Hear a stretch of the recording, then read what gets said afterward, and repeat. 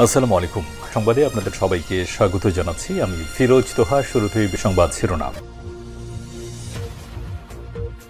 বাংলাদেশের সর্বশেষ গুরুত্বপূর্ণ আপডেট সংবাদে আপনাকে স্বাগত। শুরুতেই সংবাদ শিরোনাম, পরে বিস্তারিত। শুরুতেই জানাবো, পাচার হওয়া অর্থ উদ্ধারে কানাডার সহায়তা চাইলেন প্রধান উপদেষ্টা। পতিত শেখ হাসিনা শাসনামলে বিগত ১৫ বছরে বাংলাদেশ থেকে উত্তর আমেরিকার দেশে পাচার হওয়া অর্থ উদ্ধারে কানাডার সহায়তা চেয়েছেন প্রধান উপদেষ্টা ড মোহাম্মদ ইউনূস।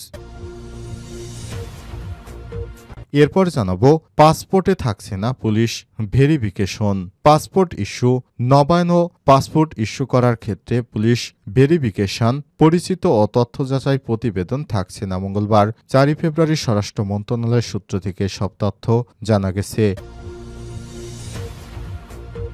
এদিকে জানুয়ারিতে মূল্যস্ফীতি কমে ১০%-এর নিচে। দেশে জানুয়ারি মাসে মূল্যস্ফীতি কমে দাঁড়িয়েছে ৯.৯৪%, যা ডিসেম্বরে ছিল ১০.৮৯%। মঙ্গলবার ৪ ফেব্রুয়ারি বাংলাদেশ পরিসংখ্যান ব্যুরো বিবিএস এসব তথ্য জানায়। এবারে জানাবো, সাবজয়ী দলের ফুটবলারকে ধর্ষণ ও হত্যার হুমকি। বাংলাদেশ নারী ফুটবল দলের সদস্য মাতসুসীমা সুমায়াকে ধর্ষণ ও হত্যার হুমকি দেওয়া হয়েছে। সামাজিক যোগাযোগ মাধ্যমে দেয়া এক বার্তায় এমনটাই জানিয়েছেন সাবজয়ী দলের এই সদস্য। এদিকে ৮ই ফেব্রুয়ারি সংস্কার কমিশনের প্রস্তাব প্রকাশ করা হবে বললেন আইন উপদেষ্টা। আগামী ৮ই ফেব্রুয়ারি সংস্কার কমিশনগুলো তাদের প্রতিবেদন আনুষ্ঠানিকভাবে প্রকাশ করবে বলে জানিয়েছেন আইন উপদেষ্টা আসিফ নজরুল। আজ সন্ধ্যায় ফরেন সার্ভিস একাডেমিতে এক ব্রিফে সব কথা জানান তিনি। এবং সর্বশেষ জানাবো, ৩ ভারতীয় জওয়ান আহত। ভারতের ছত্তিশগড় রাজ্যে বিজাপুর জেলায় নকশাল বিরোধী অভিযান চলাকালীন একটি ইম্প্রোভাইজড এক্সপ্লোসিভ ডিভাইস বিস্ফোরিত হয়ে ৩ ভারতীয় সেনা আহত হয়েছেন। তাদের অবস্থা গুরুতর। প্রিয় দর্শক, এতক্ষণ শুনছিলেন সংবাদ শিরোনাম, এবারে বিস্তারিত। তবে তার আগে বন্ধুরা, অনুরোধ থাকবে এই সংবাদটিতে একটি লাইক দিন। এই চ্যানেলে আপনি নতুন হয়ে থাকলে আমাদের সংবাদটি দেখতে দেখতে চ্যানেলটি সাবস্ক্রাইব করে রাখুন। কমেন্ট করে বন্ধুরা আপনার মূল্যবান মতামত জানিয়ে দিন। আপনি বিশ্বের কোন দেশ থেকে বা বাংলাদেশের কোন স্থান থেকে আমাদের সংবাদটি দেখছেন এবং শুনছেন। এবারে বিস্তারিত। পাচার হওয়া অর্থ উদ্ধারে কানাডার সহায়তা চাইলেন প্রধান উপদেষ্টা।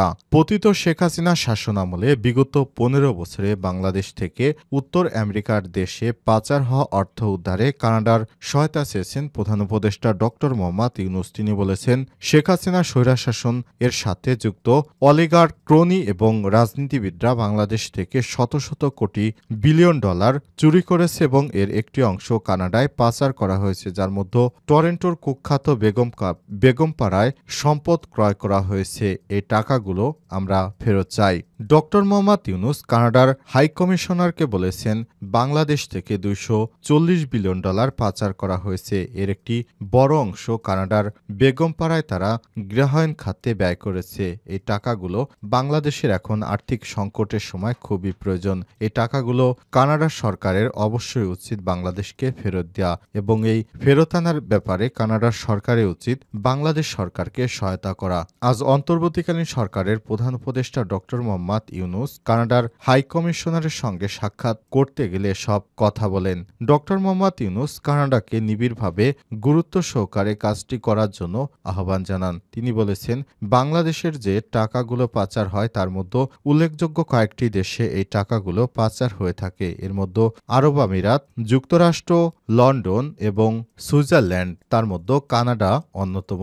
এই কানাডায় যে পরিমাণ টাকা বাংলাদেশ থেকে অবৈধভাবে এসেছে, এই টাকাগুলো অবশ্যই কানাডার উচিত বাংলাদেশ সরকারকে ফেরত দিতে সহায়তা করা। তাহলে দুই দেশের মধ্যে ভ্রাতৃপ্রতিম সম্পর্ক আরও সুদৃঢ় হবে বলে জানিয়েছেন ড মোহাম্মদ ইউনূস।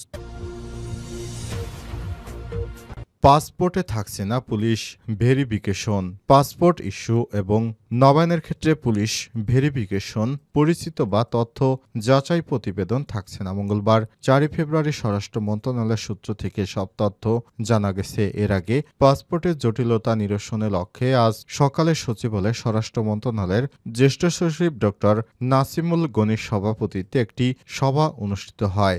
জাতীয় পরিচয়পত্র ও জন্মদিন পাসপোর্ট ইস্যুর মূল ভিত্তি ধরা হয়। এই দুটি সঠিক থাকলে পাসপোর্ট দেওয়ার ক্ষেত্রে কোনো বাধা থাকবে না। সম্প্রতি উপদেষ্টা পরিষদের সভায় এমন মতামত উঠে আসে। এরপরই এ নিয়ে কাজ শুরু করে স্বরাষ্ট্র মন্ত্রণালয়ের সুরক্ষা বিভাগ। নাম প্রকাশে অনিচ্ছুক এক কর্মকর্তা সংবাদ মাধ্যমকে জানান, এ বিষয়ে সবাই অনেকটা এগিয়েছে। পরবর্তী আরেকটা সভা অনুষ্ঠিত হওয়ার কথা রয়েছে। সবাই বেশিরভাগ প্রতিনিধি পাসপোর্ট ভেরিফিকেশন উঠানোর বিষয়ে মত দিয়েছেন। স্বরাষ্ট্র মন্ত্রণালয়ের সূত্র থেকে জানা গেছে, পুলিশ প্রতিবেদনের অপেক্ষা এই মুহূর্তে সারা দেশে 16,000 পাসপোর্ট ইস্যু ঝুলে রয়েছে। প্রতিবেদন পেতে অনেক ক্ষেত্রে দীর্ঘ সময় লেগে যায়, অথচ অনেকের অসুস্থজনিত চিকিৎসা ও অন্যান্য কারণে দ্রুত দেশের বাইরে যেতে জরুরি পাসপোর্ট করার প্রয়োজন হয়ে পড়ে। এক্ষেত্রে জরুরি পাসপোর্ট করতে যদি পুলিশের কাছে 16,000-এর মতো প্রতি মাসে এরকম ঝুলে থাকে পাসপোর্ট, তাহলে মানুষের সেবা পেতে অনেক ঝামেলা পোহাতে হবে। এ কারণেই তারা পাসপোর্ট এর করার পর পুলিশ ভেরিফিকেশনের বিষয়টি তুলে দিতে সম্মতি হয়েছে। জানুয়ারিতে মূল্যস্ফীতি কমে 10%-এর নিচে। দেশে জানুয়ারি মাসে মূল্যস্ফীতি কমে দাঁড়িয়েছে 9.94%, যা ডিসেম্বরে ছিল 10.89%। মঙ্গলবার 4 ফেব্রুয়ারি বাংলাদেশ পরিসংখ্যান ব্যুরো বিবিএস সব তথ্য জানিয়েছে। বিবিএস এর সর্বশেষ তথ্য অনুযায়ী 2025 সালে জানুয়ারি পয়েন্ট টু পয়েন্ট খাদ্য মূল্যস্ফীতি কমে দাঁড়িয়েছে 16.72%। 2024 সালের ডিসেম্বরে যেটি ছিল 12.92%। গ্রামীণ পয়েন্ট টু পয়েন্টের ভিত্তিতে মূল্যস্ফীতি হার কমেছে গত জানুয়ারি মাসে। 2024 সালের জানুয়ারিতে গ্রামীণ এলাকায় পয়েন্ট টু পয়েন্ট মূল্যস্ফীতির হার ছিল 10.18%, যা 2024 সালের ডিসেম্বরে ছিল 11.9%। এছাড়াও খাদ্য মূল্যস্ফীতি জানুয়ারিতে 10.61% নেমে এসেছে, যা 2024 সালে 10.63% ছিল। গ্রামীণ এলাকায় অখাদ্য মূল্যস্ফীতি 2025 সালের জানুয়ারিতে 9.77% দাঁড়িয়েছে, যা ডিসেম্বরে 9.65% ছিল। অন্যদিকে 2025 সালের জানুয়ারিতে শহর অঞ্চলে পয়েন্ট টু পয়েন্টের ভিত্তিতে মূল্যস্ফীতি হার কমে দাঁড়িয়েছে 9.89%, যা 2024 সালের ডিসেম্বরে ছিল 10.84%। সাবজয়ী দলের ফুটবলারকে ধর্ষণ ও হত্যার হুমকি।